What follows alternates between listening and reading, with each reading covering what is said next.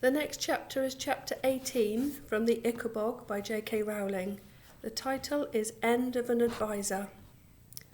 No sooner had the guardsmen got to their feet to return home than Lord Flapoon came bursting into the room looking worried. "What now?" groaned Spittleworth, who very much wanted his bath and bed. "The chief adviser," panted Flapoon. And sure enough, Herringbone, the chief adviser, now appeared, wearing his dressing gown and an expression of outrage. "I demand an explanation, my lord," he cried. "What stories are these that reach my ears? The Ickabog real? Major Beamish dead? And I've just passed 3 of the king's soldiers being dragged away under the sentence of death. I have, of course, instructed that they be taken to the dungeons, to await trial instead." "I can explain everything, chief adviser," said Spittleworth with a bow, and for the 3rd time that evening he related the tale of the Ickabog attacking the king and killing Beamish, and then the mysterious disappearance of Nobby Buttons, who, Spittleworth feared, had also fallen prey to the monster.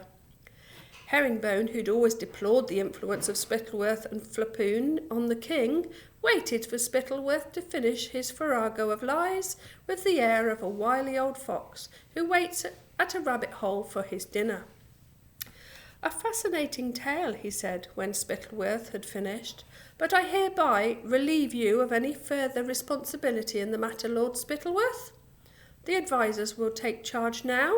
There are laws and protocols in cornucopia to deal with emergencies such as these. Firstly, the men in the dungeons will be given a proper trial so that we can hear their version of events. Secondly, the list of the king's soldiers must be searched to find the family of this Nobby Buttons and inform them of his death.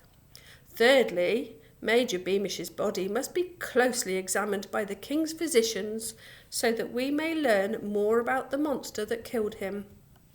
Spittleworth opened his mouth very wide, but nothing came out. He saw his whole glorious scheme collapsing on top of him, and himself trapped beneath it, imprisoned by his own cleverness. Then Major Roach, who was standing behind the chief adviser, slowly pulled down his rifle and took a sword from the wall. A look like a flash of light on dark water passed between Roach and Spittleworth, who said, "I think, Herringbone, that you are ripe for retirement." Steel flashed and the tip of Roach's sword appeared out of the chief adviser's belly.